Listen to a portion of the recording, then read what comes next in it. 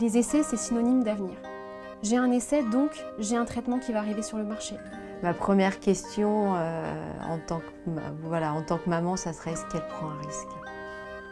Même si j'ai été alitée pendant 6 ans, j'étais là auprès de mes enfants. J'avais plus que 6 mois à vivre. Est-ce qu'elle va encore avoir des phases de régression, perdre d'autres acquisitions? Donc je ne suis pas une oubliée de la maladie. Je suis rentrée de plein pied dans les essais cliniques. J'ai pas eu beaucoup le choix. Ma maladie était incurable à la base. On mourait tous de cette pathologie. Et donc, les essais cliniques, c'est quelque chose de naturel dans cette pathologie. En fait, comment on se retrouve là, en fait? Comment on se retrouve dans un essai clinique? Déjà, comment on s'y retrouve? On s'y retrouve quand il n'y a plus de traitement en place. Ça veut dire qu'on a essayé pas mal de traitements. Donc, tout ce qu'il y avait sur le marché, et puis là, votre médecin vous dit, écoutez, là, j'ai plus de traitement commercialisé pour vous. Je vais vous proposer un essai clinique. En même temps, j'ai pas eu beaucoup de questions à me poser puisque on mourait de cette pathologie. On était 700 cas et 700 cas à mourir. Et puis vous signez parce que c'est un peu pas la dernière chance, mais un regard sur l'avenir, de se dire j'ai un traitement et je vais être suivie et donc voilà, vous y allez. On m'a annoncé qu'il me restait 6 mois à vivre, il y a 12 ans. Ensuite, j'ai pu bénéficier d'une première thérapie ciblée qui semblait prometteuse, qu'on disait révolutionnaire. Elle m'a permis de vivre, de survivre d'année en année, de voir grandir mes enfants. Au début, oui, j'ai eu peur parce que j'ai commencé les essais il y a 5 ans. Et il y a 5 ans, j'avais pas de perspective. Donc c'était essai ou intervention chirurgicale.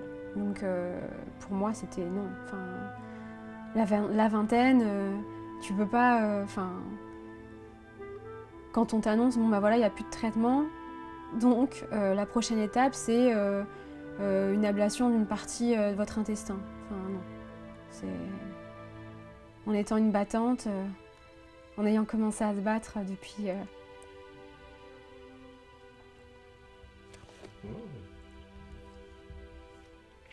C'est une décision à la fois familiale. C'est beaucoup de questions aussi de l'entourage. Ils ne savent pas où on va, ce qu'on fait. Et du coup, c'est très compliqué pour eux, presque plus que pour nous. Parce que chirurgie, ça veut dire... t'as pas encore eu de bébé.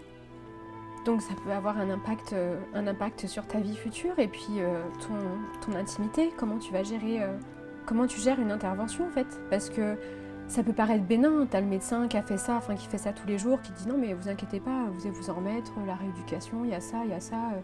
Puis toi tu vois juste que ta vie elle s'arrête, tu te projettes,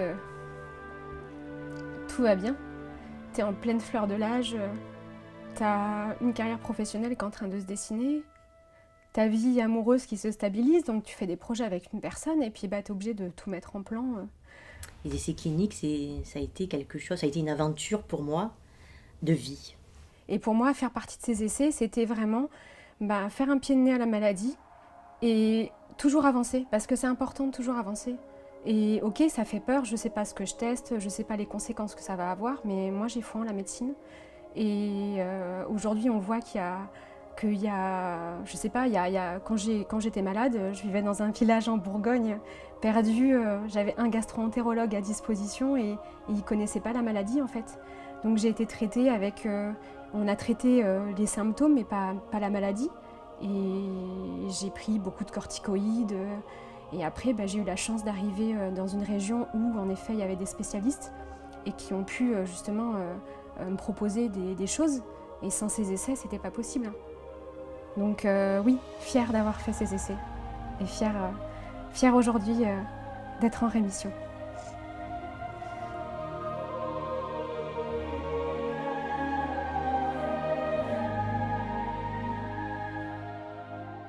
Je suis la maman d'une petite fille qui s'appelle Tess, qui a une sorte de dystrophie musculaire congénitale qu'on a diagnostiquée quand elle avait 1 an. Je suis présidente de l'Association française du syndrome de Rett. Je suis maman d'une petite fille de 8 ans qui est atteinte de cette pathologie. Le premier choc, ça a été d'apprendre qu'il y avait quelque chose sans savoir ce que c'était. Et puis quand on a eu le diagnostic, quand on a su ce qui se passait, ce qu'elle avait, qu'on a pu mettre un nom sur cette maladie, tous les médecins nous ont juste dit que c'était le début.